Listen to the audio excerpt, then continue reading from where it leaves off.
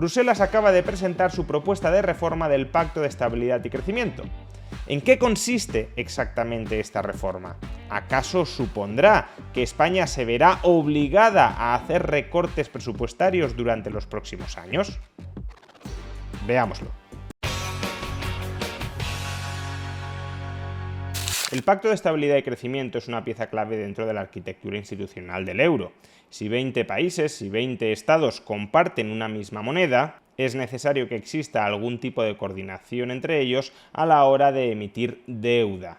Al fin y al cabo, cuando un estado posee soberanía monetaria, es decir, cuando emite la moneda en la que está denominada su propia deuda, ese estado en momentos excepcionales puede recurrir al Banco Central para financiarse a través de la monetización de su deuda, es decir, y en última instancia para financiarse a través de inflación.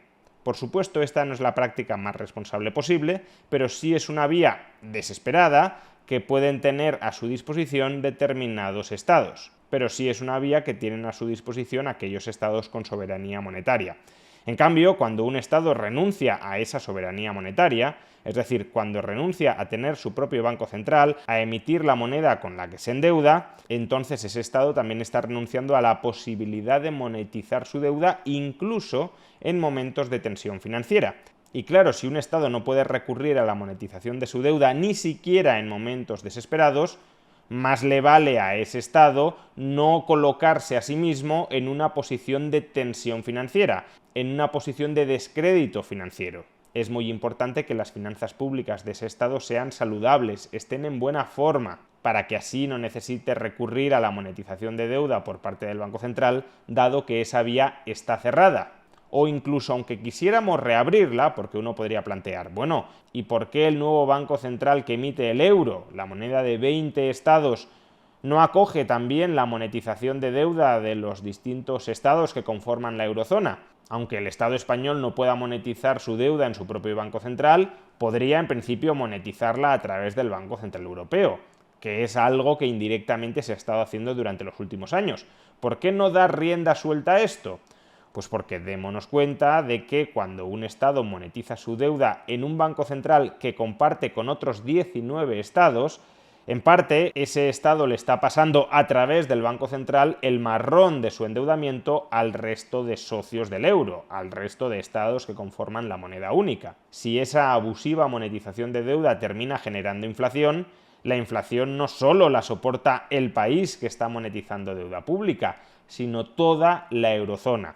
De ahí que aun cuando el Banco Central, de manera excepcional, monetizara deuda pública de algunos Estados miembros que están en problemas, sería necesaria una coordinación entre esos Estados miembros para garantizar que las veces en las que un Estado miembro se verá abocado a tener que monetizar su deuda en el Banco Central por exceso de endeudamiento y por tanto por descrédito frente a los mercados, esas veces serán las menos posibles, que no tratará de aprovecharse sistemáticamente de sus socios monetizando su propia deuda y traspasándoles a los demás la inflación que se genera monetizando su deuda. Porque además, si todos hicieran lo mismo, caeríamos en una tragedia de los comunes. Sería un desastre absoluto. Todos intentarían monetizar abusivamente su deuda, aun cuando la inflación no parara de aumentar y de aumentar. Por eso, repito, la coordinación de la política fiscal, la coordinación de los términos del endeudamiento público de los distintos países que conforman la eurozona es fundamental para el buen funcionamiento de la eurozona.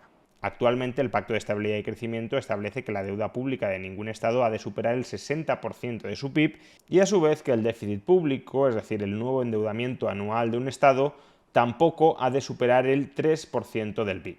Si estas condiciones no se cumplen, entonces el Estado incumplidor debe someterse al llamado procedimiento de déficit excesivo, un plan de reducción de déficit y de deuda supervisado, tutelado por la Comisión Europea, y que en caso de no cumplirse abocaría al Estado incumplidor a ser sancionado. Pues bien, actualmente los diversos Estados europeos están debatiendo sobre cómo reformar el Pacto de Estabilidad y Crecimiento. Parece que el Pacto de Estabilidad y Crecimiento que se había mantenido vigente hasta el momento no les sirve y desean buscar uno nuevo. En realidad, la principal reforma que debería experimentar el Pacto de Estabilidad y Crecimiento es una muy sencilla: cumplirse. Y es que en los últimos 20 años los incumplimientos del Pacto de Estabilidad y Crecimiento han sido sistemáticos por todos los países que conforman la eurozona, incluyendo los países teóricamente más austeros, como Alemania. También Alemania ha incumplido el Pacto de Estabilidad y Crecimiento. ¿Y cuáles han sido las consecuencias prácticas de ese incumplimiento? Ninguna, porque no hay un solo país que haya sido sancionado una sola vez por incumplir el Pacto de Estabilidad y Crecimiento. Por tanto, ahora mismo el Pacto de Estabilidad y Crecimiento es papel mojado, pero es papel mojado no porque sus reglas no sean adecuadas, sino porque se incumplen sistemáticamente esas reglas. De ahí que, por ejemplo, una reforma interesante del Pacto de Estabilidad y Crecimiento sería automatizar las sanciones. Si tú sistemáticamente mantienes un déficit por encima del 3% o un endeudamiento por encima del 60% y no vas mejorando esas cifras en un determinado porcentaje prefijado, entonces automáticamente eres sancionado. No es necesario que se te someta a ningún juicio político, no es necesario que la Comisión Europea articule la sanción. No, automáticamente lo eres, sin mayor negociación. La mayoría de estados de la Unión Europea, sin embargo, pretenden reformar el Pacto de Estabilidad y Crecimiento para volverlo todavía más laxo. Es decir, para que puedan endeudarse irresponsablemente sin que nadie les llame al orden, para que por tanto no exista una mínima coordinación entre las políticas fiscales de aquellos estados que comparten una misma moneda y que por tanto han renunciado a su soberanía monetaria. Pretenden que el Banco Central Europeo mantenga su tradicional manga ancha a la hora de seguir monetizando indirectamente la deuda pública de los estados miembros y así abaratar su coste de financiación por muy endeudados que se encuentren. Claro, si todo el mundo se puede endeudar ilimitadamente sin que aparentemente haya ningún problema, ¿quién va a querer cumplir el Pacto de Estabilidad y Crecimiento? Pero tampoco podemos mantener en vigor una norma que nos estamos saltando todos claramente a la torera. De ahí que muchos de estos estados quieran reformar la norma para vaciarla de contenido y que por tanto se institucionalice de jure lo que ya estaba sucediendo de facto. Afortunadamente parece que Alemania en esta ocasión no se ha terminado de bajar totalmente los pantalones y el ministro de Finanzas alemán, del partido liberal entre muchas comillas, un partido que desde luego tiene poco de liberal libertario, pero que sí suele tomarse bastante en serio la sostenibilidad de las cuentas públicas, el ministro Christian Lindner escribió recientemente en el Financial Times diciendo que si la propuesta que iba a salir adelante, que se iba a intentar aprobar, era una propuesta que empeoraba el Pacto de Estabilidad y Crecimiento tal cual existe a día de hoy, Alemania no lo iba a apoyar. Que de lo que se trata es de mejorar el actual Pacto de Estabilidad y Crecimiento para garantizar un proceso de desendeudamiento de aquellas economías más exageradamente apalancadas. No de lo contrario, no de convalidar, no de consolidar esa situación. Y a raíz de esta oposición del ministro de Finanzas alemán, la Comisión Europea ha tenido que llegar a una posición intermedia entre la posición del grupo de países más manirrotos y más irresponsables fiscalmente y la posición alemana. Y ahora, entre muchas otras cosas, lo que propone la Comisión Europea es que aquellos países que incumplan el Pacto de Estabilidad y Crecimiento estén obligados a reducir cada año su déficit estructural en medio punto porcentual. Esto supondría, por ejemplo, que ahora mismo España tendría que recortar su déficit, ya sea subiendo impuestos o recortando gastos, en alrededor de 7.000 millones de euros anuales. Y recortarlo, insisto, en términos estructurales, no coyunturales. Cuando la coyuntura es positiva, los ingresos tienden a aumentar y los gastos, o algunos gastos, por ejemplo prestaciones de desempleo, tienden a reducirse.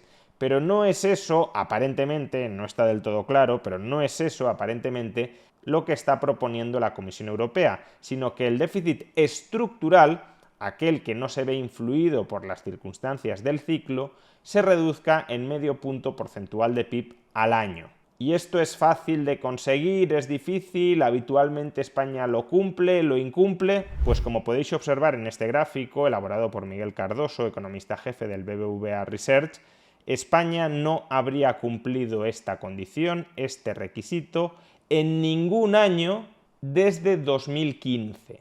Toda la reducción del déficit público de España desde el año 2015 ha sido una reducción cíclica, no estructural. De hecho, en términos estructurales, como vemos en el gráfico, ha aumentado el déficit año tras año desde 2015.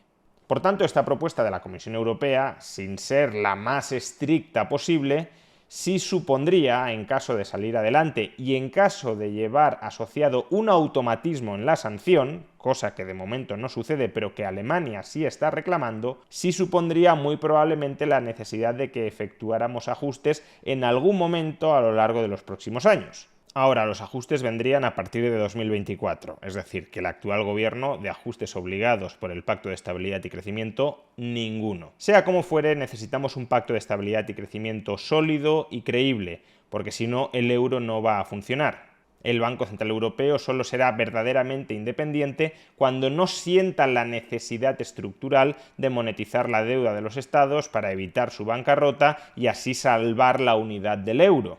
Ahora mismo el Banco Central Europeo está en gran medida dominado por las necesidades de financiación de los estados porque sabe que, como hay muchos estados muy endeudados, si sube todo lo que tendría que subir los tipos de interés, muchos de esos estados muy endeudados irían a la bancarrota y eso supondría la desaparición del euro. Como eso no lo puede hacer, tampoco es plenamente autónomo a la hora de ejecutar su política monetaria. Para que pueda ser plenamente autónomo a la hora de ejecutar su política monetaria, es necesario que no haya estados tan sumamente endeudados. Y para que no haya estados tan sumamente endeudados, el Pacto de Estabilidad y Crecimiento tiene que cumplirse escrupulosamente. Pero precisamente porque todos o casi todos nuestros políticos son adictos a la deuda, dado que la deuda maximiza su capacidad para comprar votos, suben el gasto sin subir impuestos, es decir, proporcionan beneficios sin pasarle a la sociedad la factura, o bajan impuestos sin recortar el gasto, de nuevo repartiendo beneficios sin asociarlos a ningún coste inmediato.